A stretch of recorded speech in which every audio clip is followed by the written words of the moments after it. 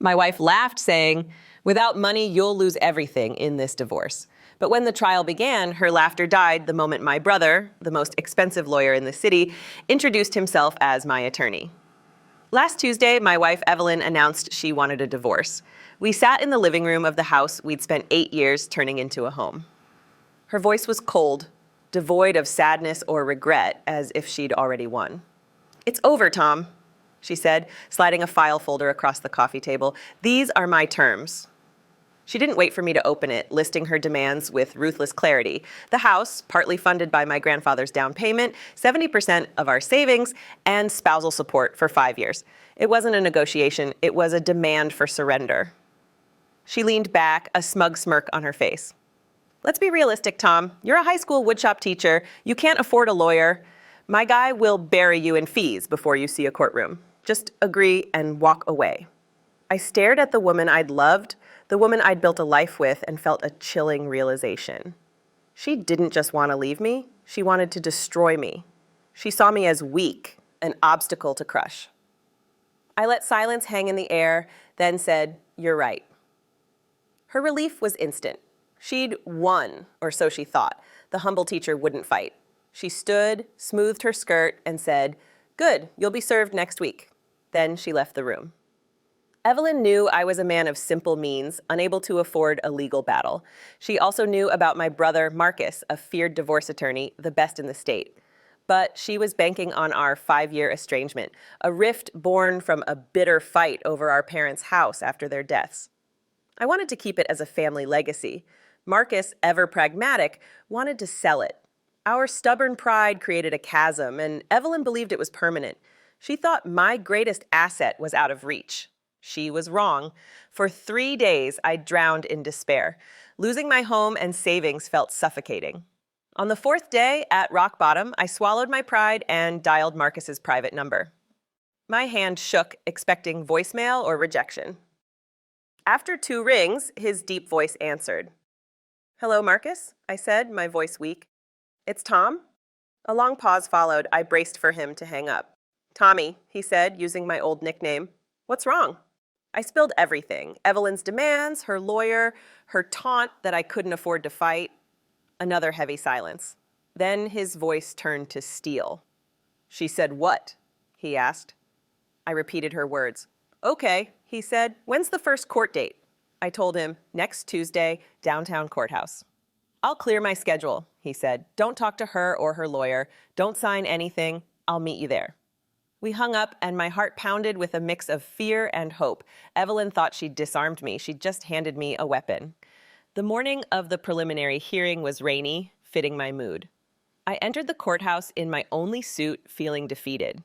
The courtroom smelled of old paper and anxiety. Evelyn sat at the plaintiff's table, radiant in a sharp blue suit, her lawyer smirking beside her. They laughed until they saw me. Her smile faltered, replaced by pity. She expected a broken man. I sat at the defendant's table, expression blank. Her lawyer approached, oozing condescension. "Mr. Miller, I trust you've reviewed my client's generous proposal, signed today, and will make this quick." I replied, "I'm waiting for my counsel." He chuckled, returning to his table. The judge, a stern woman, called the case. Before I could speak, the courtroom doors swung open with a thud. Marcus Sterling strode in, his tailored suit like armor, his presence commanding. Whispers rippled through the room, his reputation preceded him. He walked to my table, squeezed my shoulder, and sat, his briefcase landing with a definitive click. Evelyn's smugness vanished, replaced by horrified disbelief. Her lawyer's face drained of color, his smirk gone. Marcus leaned over, whispering, "Sorry I'm late, little brother. Traffic was hell." Then he addressed the judge, Marcus Sterling, representing the defendant, Thomas Miller. The judge's eyebrows rose. She knew his name. Marcus turned to Evelyn and her lawyer, offering a cold, predatory smile. "My apologies for the delay," he said, then delivered the blow. "He doesn't have to afford me. I'm his older brother." Evelyn's world shattered. She'd walked into an ambush. Marcus rejected her demands as predatory, filing a counterpetition and demanding a forensic audit of our assets.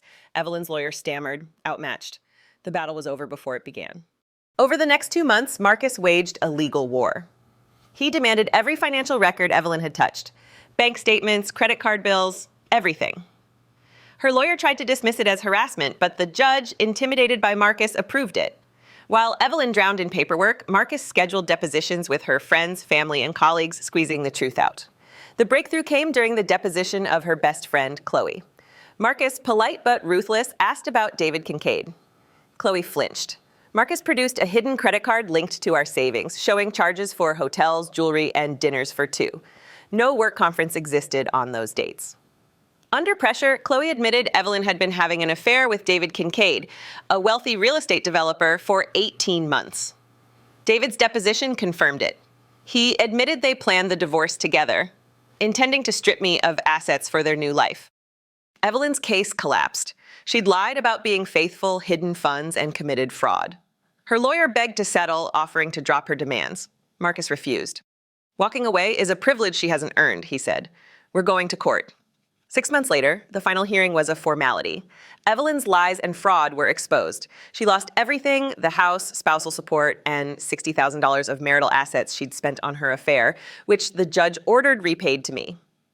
Her lover dumped her, her friends distanced themselves, and her reputation was ruined. She underestimated me and paid the price. The real victory was with Marcus. Weeks after the divorce, he called me to our parents' house, the source of our feud. We sat on the porch, reminiscing about our childhood, not the case. "I was wrong, Tommy," he said. "I forgot this place was our home." I admitted my stubbornness, too. We decided to keep the house, spending weekends fixing it up, healing old wounds. Evelyn's greed, meant to isolate me, reunited me with my brother. She tried to leave me with nothing, but I have my home, my family, and a future rebuilt with Marcus by my side.